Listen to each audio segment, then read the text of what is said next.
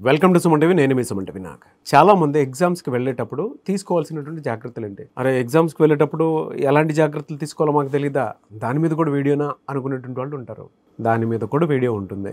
ఎందుకు అని అంటే చాలా మందికి ఎగ్జామ్ సెంటర్లో ఇన్విజిలేషన్స్ లేరు కదా, మనల్ని ఎవరు అబ్జర్వ్ చేయట్లేదు కదా అనుకునేటువంటి ఆలోచన మీకు ఉంటుంది కదా. లేదు, ఎవ్రీథింగ్ అబ్జర్వేషన్లోనే ఉంటుంది. మనం చేసేటువంటి చిన్న చిన్న మిస్టేక్సే మనల్ని జైలు వరకు పంపించేటువంటి అవకాశం ఉంటుంది. కాబట్టి వీడియో మొత్తం పూర్తిగా చూడండి. గవర్నమెంట్ ఆస్పిరెంట్స్ ఎవరైతే ఉంటారో ఎందుకు ఈ వీడియో చేస్తున్నాం అనేటువంటి దాని మీద మీకు ఒక పర్టికులర్ అవగాహన వస్తుంది. సో అది ఏ ఎగ్జామ్ అయినా సరే, రేపు జరగబోయేటువంటి ఐబీపీఎస్ ఎగ్జామ్స్ అయినా సరే ఎలా కేర్ తీసుకోవాలనేది ఈరోజు మనతో పాటు శ్రీధర్ నుంచి శ్రీధర్ గారు ఉన్నారు. వారి మాట్లాడి తెలుసుకుందాం. Hello sir. Hello sir. Exams యాక్చువల్గా గవర్నమెంట్ ఆస్పిరెంట్ అంటే దానికి తగ్గట్టే మైండ్ సెట్ ఉండాలి. కానీ కొన్నిసార్లు ఏమవుతుందంటే ఎగ్జామ్ సెంటర్కి వెళ్ళిన తర్వాత పక్కన ఆన్లైన్ ఎగ్జామ్ కదా, ఏమవుతుందిలే, ఎవరు మనల్ని అబ్జర్వ్ చేస్తారులే అనుకున్న ఆలోచనతో ఇద్దరు స్టూడెంట్స్ ఏం చేస్తారంటే ఒక అండర్స్టాండింగ్కి వస్తారు. ఫస్టే ఎగ్జామ్ బిఫోర్ ఒక అండర్స్టాండింగ్ వస్తారు. ఒక సెక్షన్ నువ్వు, ఒక సెక్షన్ నేను కవర్ చేసుకుందాం అని చెప్పేసి అనుకుంటుంటారు. అక్కడే చేసేటువంటి అతిపెద్ద మిస్టేక్. అక్కడి నుంచే మిస్టేక్ స్టార్ట్ అవుతూ ఉంటాయి. కానీ వాళ్ళకి తెలియదు మన చుట్టూ ఇన్ని క్యాంప్స్ ఉన్నాయి, ఎంత అబ్జర్వేషన్ ఉంది అనేటువంటి విషయం అర్థం కాదు. ఎలా చెక్ చేస్తారు, వీళ్ళు కూడా ఏ విధంగా బిహేవ్ చేయాలి ఎగ్జామ్ సెంటర్కి వెళ్ళే ముందు? రైట్ అండి. అసలు ఫస్ట్ ఎగ్జామ్కి వెళ్ళేటప్పుడు డాక్యుమెంట్స్ ఏమేమి కావాలనే దాని దగ్గర నుంచి స్టార్ట్ చేద్దాము. ఓకే. హాల్ టికెట్, ప్రిలిమినరీ అయితే ప్రిలిమినరీ హాల్ టికెట్, 2 ఫోటోగ్రాఫ్లు, నెక్స్ట్ మన ఆధార్ కార్డు ఒరిజినల్, దాంతోపాటు దాని యొక్క జిరాక్స్. మెయిన్స్ ఎగ్జామ్కి వెళ్ళేటప్పుడు ప్రిలిమినరీ ఎగ్జామ్ యొక్క హాల్ టికెట్ మీద వెరిఫైడ్ స్టాంప్ వేసి ఉంటారు. అది దాంతోపాటు ఆ రోజు వెరిఫై చేసినటువంటి Aadhaar card xerox, next mains hall ticket, ఈ కంపల్సరీగా తీసుకెళ్ళాలి. లోపలికి వెళ్ళేటప్పుడు టైంకి వెళ్ళాలి. ఎందుకని టైంకి వెళ్ళాలి? మామూలు ఎగ్జామ్స్లో అయితే గ్రేస్ పీరియడ్ ఉంటుంది, అంటే ఒక 5 నిమిషాలు లేట్ ఇచ్చినా అలౌ చేయటం. బట్ ఈ ఎగ్జామ్స్లో గ్రేస్ పీరియడ్ అనేది ఉండదండి. టైంకి ఆన్ డాట్, అంటే దాంట్లో ఎంట్రీ టైం ఉంటుంది. ఆ ఎంట్రీ ఎంతవరకు ఇస్తారనేది కూడా హాల్ టికెట్లో మెన్షన్ చేస్తారు. ఆ మెన్షన్ చేసిన టైంని సీరియస్గా ఫాలో అవ్వాల్సిందే. 1 సెకండ్ లేట్ అయినా కానీ లోపలికి ఎంట్రీ ఇవ్వరు.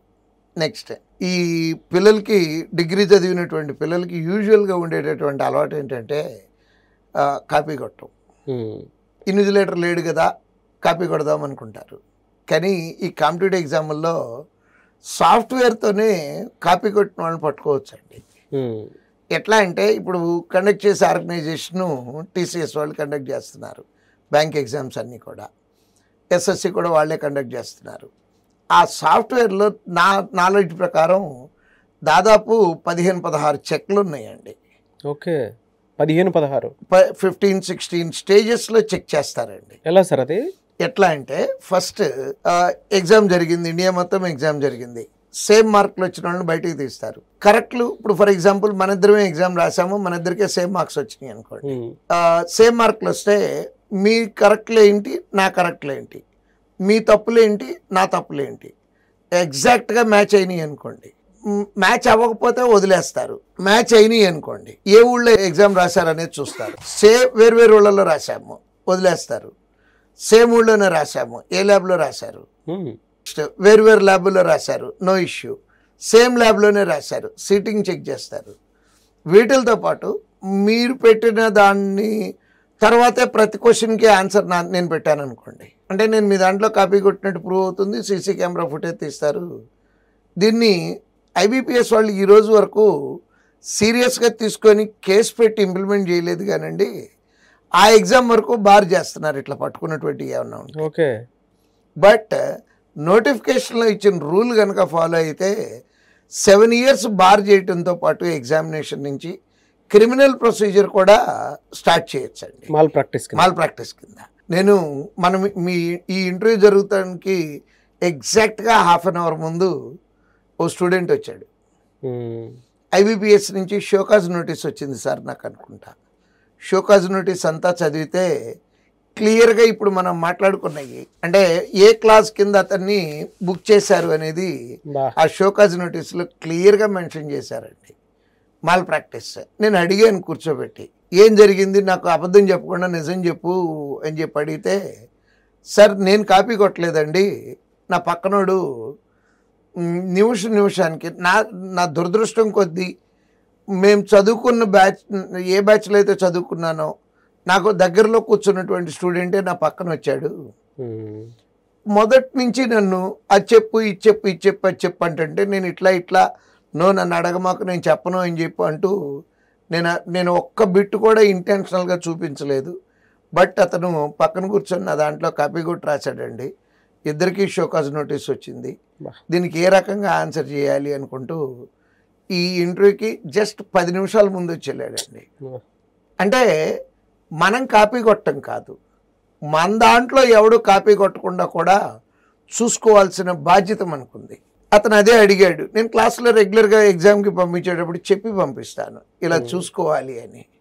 సార్ ఆడు తెలిసినోడు అయ్యాడు, మరి ఆడు నిమిషానికి మాట్లాడుతున్నాడు, నన్ను ఏం చేయమంటారంటే ఇన్విజిలేటర్ కంప్లైంట్ చేసి ఉండాల్సింది నువ్వు. ఆడి జీవితంతో పాటు మన జీవితం కూడా పోతుంది ఇక్కడ. నెక్స్ట్ అది ఎంత సిల్లీ థింగ్స్ పట్టుకోవచ్చు అంటేనండి, యూజువల్గా రఫ్ షీట్లు ఇస్తారు అందరికీ. రఫ్ షీట్లు మనం పట్టుకెళ్ళకూడదు, వాళ్ళే ఇస్తారు రఫ్ షీట్లు. అవును. ఇచ్చినప్పుడు రఫ్ షీట్ మీద రోల్ నెంబర్ వేయాలి. మీ రఫ్ షీట్ మీద మీ రోల్ నెంబర్ వేయాలి, నా రఫ్ షీట్ మీద నా రోల్ నెంబర్ వేయాలి. పొరపాటున గాలికి నా రఫ్ షీట్ కొట్టుకొచ్చి మీ దగ్గర గాలికి అంటే అక్కడ ఉన్నటువంటి పరిస్థితులకి కొట్టుకొని వచ్చి మీ దగ్గర పడింది అనుకుందాము. తెలిసినా తెలియపోయినా కొంచెం ఆ షీట్ ఇవ్వరా అని అడుగుతాము. అడిగినా కూడా టచ్ చేయకూడదండి. కారణం ఏంటంటే ఎక్స్చేంజ్ ఆఫ్ ఆన్సర్స్ అనే ఒక క్లాజ్ ఉందండి IBPS నోటీస్లో. ఓకే. అంటే నా రఫ్ షీట్ మీద నేను చేసిన ఆన్సర్లు ఉంటాయి. అది మీ చేతిలో ఉంటే మన ఇద్దరిని బార్ చేసేయచ్చండి. ఎంతకాలం బార్ చేయొచ్చు? Any mistake 7 years.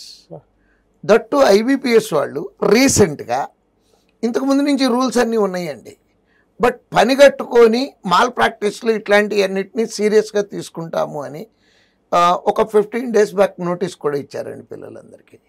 ఏ నోటీస్ సార్ అది? అంటే ఈ రకంగా ఏ రకమైనటువంటి తప్పులు జరిగినా సరే మిమ్మల్ని ఈ రకంగా అంటే చేసే తప్పులు ఏంటి, ఈ చేసే పనిష్మెంట్లు ఏంటి అని నోటీస్ రీసెంట్ ఒక 15 days బ్యాక్ పబ్లిష్ చేయడం జరిగింది. కానీ ఈ రూల్స్ అన్నీ కూడా ఎప్పటి నుంచో ఉన్నాయి. ఇంతకుముందు ఇంప్లిమెంట్ చేసి ఉండకపోవచ్చు, ఇప్పటి నుంచే సీరియస్గా ఇంప్లిమెంట్ చేస్తున్నారు. Okay, that is comes under malpractice. Yes, malpractice. Malpractice in the sense 7 years bar. 22 సంవత్సరాల పిల్లోడిని 7 ఏళ్ళు బార్ చేశారండి, 29 ఏజ్ అయిపోయింది. ఇంకా క్రిమినల్ ప్రొసీజర్ కూడా స్టార్ట్ చేయొచ్చండి. బట్ ఇప్పటి వరకు అయితే నా అనుభవంలో బార్ చేయటం కొన్ని చూసాము, షోకాజ్ నోటీస్ ఇచ్చి ఆ ఎగ్జామ్ ఆపేయటం చూసాము. బట్ క్రిమినల్ ప్రొసీజర్లు అయితే ఇంతవరకు చూడలేదు. బట్ అది కూడా చేస్తాము సీరియస్గా అని చెప్పి మొన్న IBPS వాళ్ళు ఇచ్చినటువంటి నోటీస్లో ఉందండి.